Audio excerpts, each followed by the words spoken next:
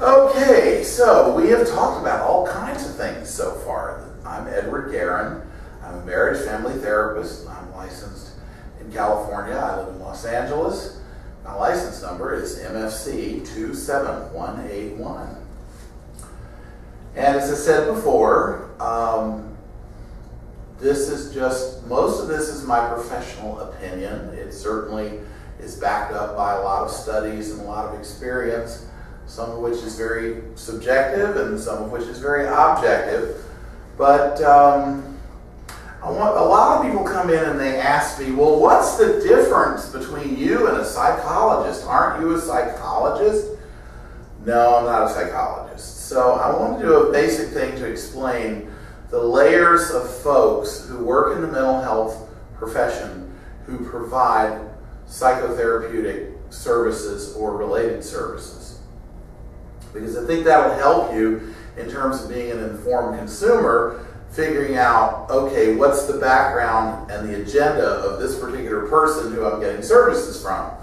Because we're all human beings too. We all come into this profession with our own experiences, our own pain, our own triumphs, our own expectations and agendas, and there's no place on the planet where all that stuff hits the road like it does in our line of work, because it's part of what we have to do is remember who we are relative to the issues that we're dealing with and how who we are may affect our ability to deliver certain services to people.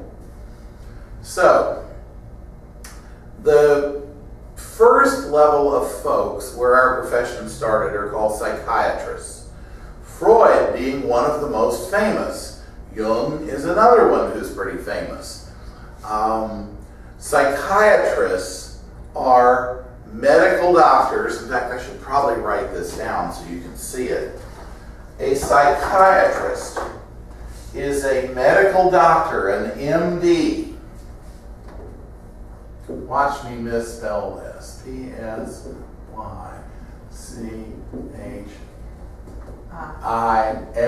No,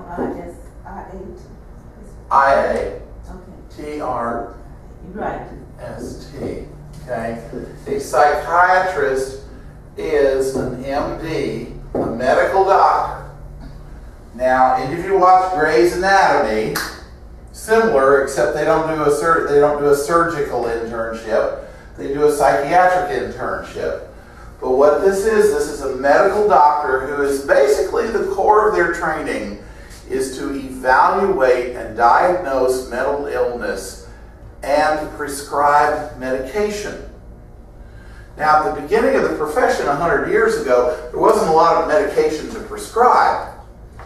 And as recently as even 20 years ago, there wasn't a lot of medication to prescribe. So a lot of psychiatrists also had counseling training so that they could provide psychotherapeutic services, the counseling part that goes along with this profession. But in the last 12, 10, 15, 20 years, their profession has changed very dramatically. In the last segment, I mentioned Dr. Daniel Carlat, C-A-R-L-A-T, who's a psychiatrist who wrote a book called Unhinged. That book is available through either iBooks and iTunes. You can also buy it at most bookstores. Very important book to read about how the psychiatric profession has changed. Most psychiatrists now see someone for 15 minutes once a month, ask them how they're doing with their medication, with their prescribed medication, and then they may alter that medication some to accommodate whatever the person is telling them. So this practitioner is mostly for your medicine, for your medication if you're going to take it.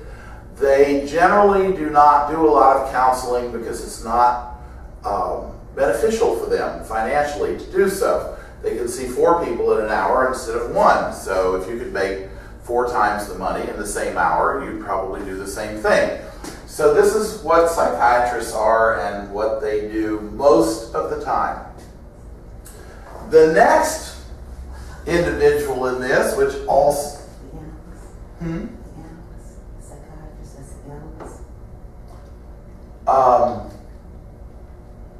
Thank you. My colleague here who's sitting here, the origins of psychoanalysis, by the way, started here with Freud and Jung. We don't generally do that anymore, but some of them do. But the main focus of what these folks do is diagnose and prescribe medication. And as I said before in the last segment, there are times when people may need medication, and that's when these folks can be very valuable. And I might also add that getting psychotropic medication from a family practitioner, from a regular MD, may not be the best idea, at least in the long run, because they may not have the necessary training and skills to evaluate the subtleties of all the different medications that are available. So if you're getting an antidepressant from your family doctor and it's not working real well, you may want to go see one of these folks.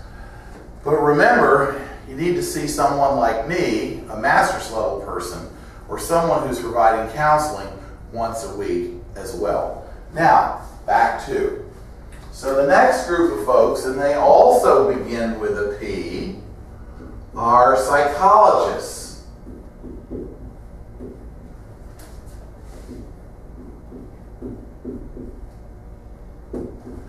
And a psychologist may have a doctorate, a PhD, which is doctorate in philosophy, or a PsyD, which is a doctorate in psychology.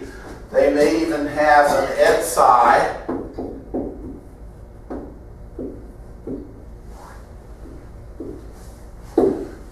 which is an educational psychologist if they work in the school system.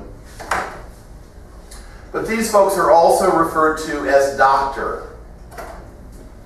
They want to be addressed as doctor. They have worked very hard. A lot of years, a lot of money, and they want to be addressed as doctor.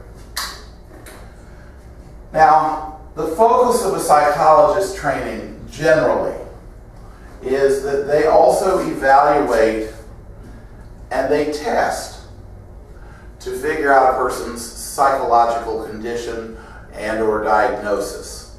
For example, if a school system is trying to determine that a child has attention deficit hyperactivity disorder or attention deficit disorder, one of the things they might do is have the child be tested by a psychologist who would administer a group of psychotropic tests, most of which are interactive, to determine whether or not a child has that illness.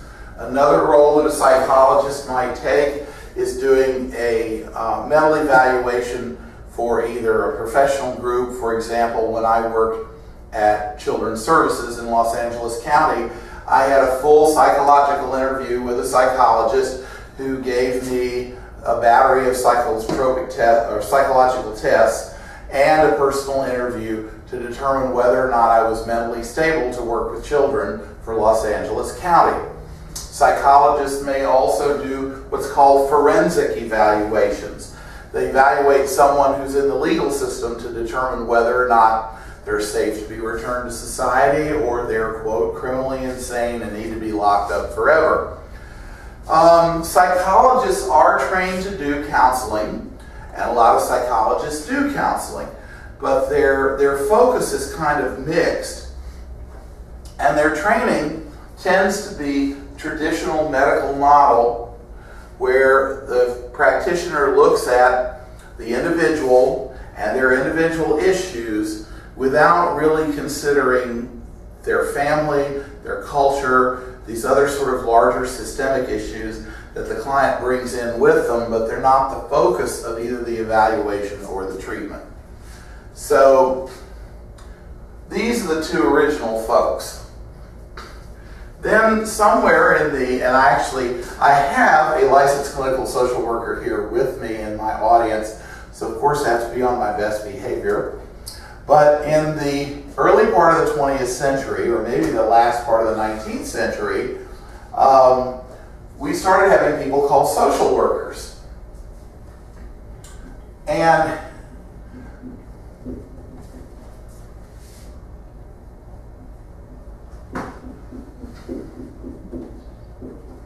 Social workers do all kinds of great things. They do a lot of what's called case management.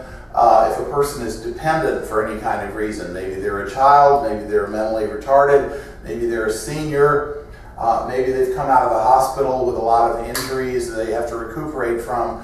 A social worker is traditionally related to the medical profession to order all of the services and make sure that the person receives those services so that they can get back up, get their life going again, and move forward.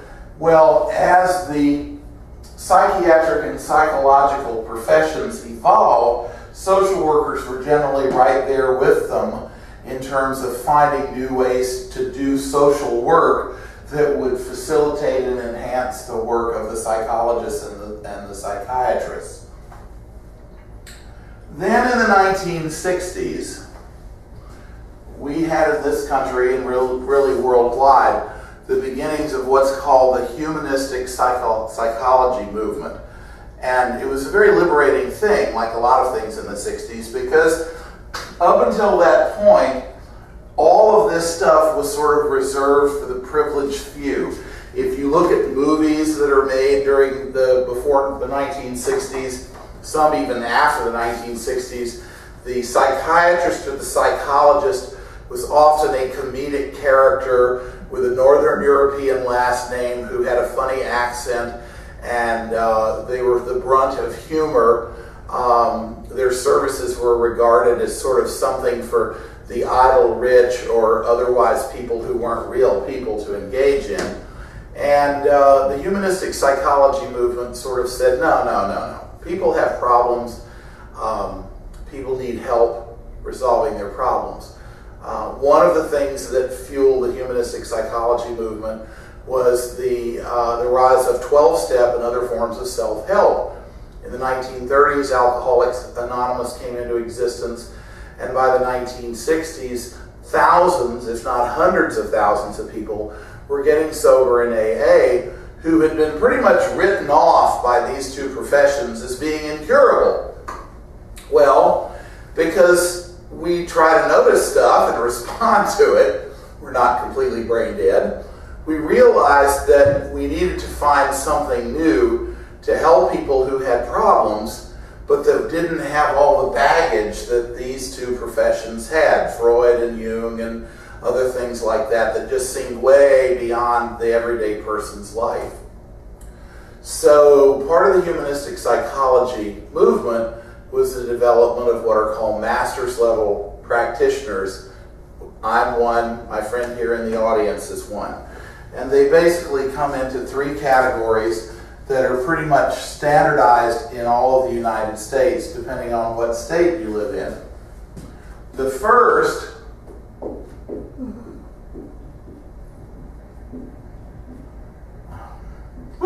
licensed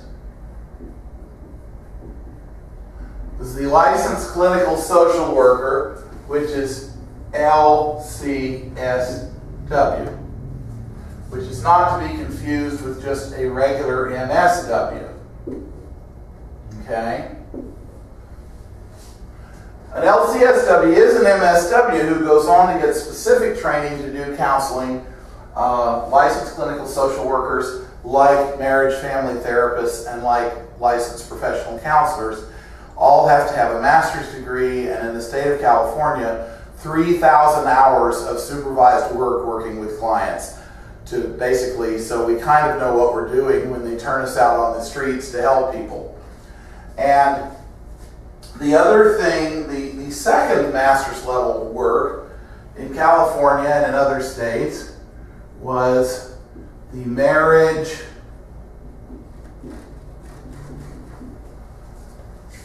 family,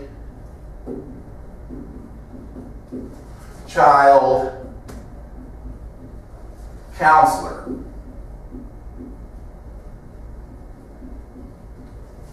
Or MFCC. And when I got licensed in 1990, that's what the license was called. But part of the problem with this nomenclature was it really wasn't accurate, because a counselor is not necessarily someone who is licensed. And and we're licensed. So this evolved into marriage, family, child therapist.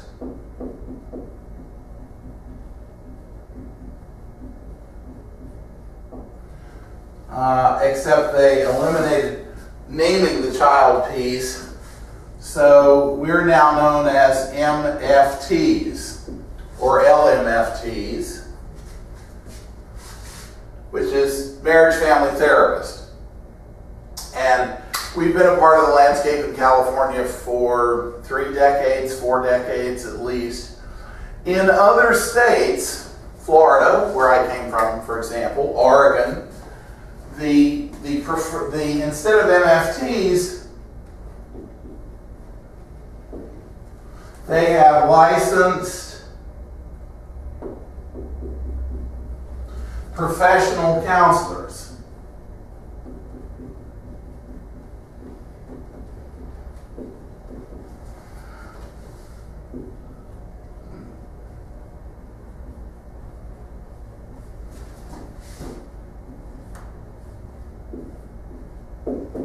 LPCs. And part of what's happened just in the last couple of years in our profession is that some states had MFTs and some states had LPCs, but because people move around and because insurance companies are nationwide and because of the new Affordable Health Care Act, all states now have to have all 3 of these master's level therapists licensed. So LPCs are now being licensed in the state of California, both people who move in from other states and also people who are doing the work here in the study here, but again, 3,000 hours. Now, these folks, licensed clinical social workers, have to start out with an MSW, a Master's in Social Work.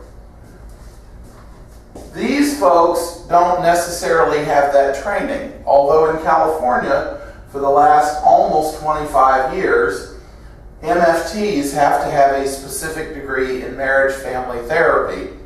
I actually have a master's degree in rehabilitation counseling because when I got licensed, I was not required to have the specific master's in family therapy.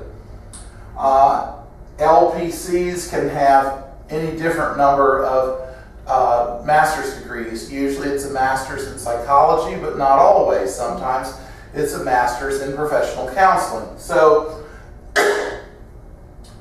the plus to all of this is it adds a richness and a diversity to the type of therapeutic experience that's available to people. The downside is, since most people aren't informed consumers when it comes to mental health services, this can be really confusing. So people come in and go, aren't you a psychologist? Well, I went to see somebody and he gave me, I saw him for 15 minutes and he gave me a prescription, but I wanted someone I could talk to.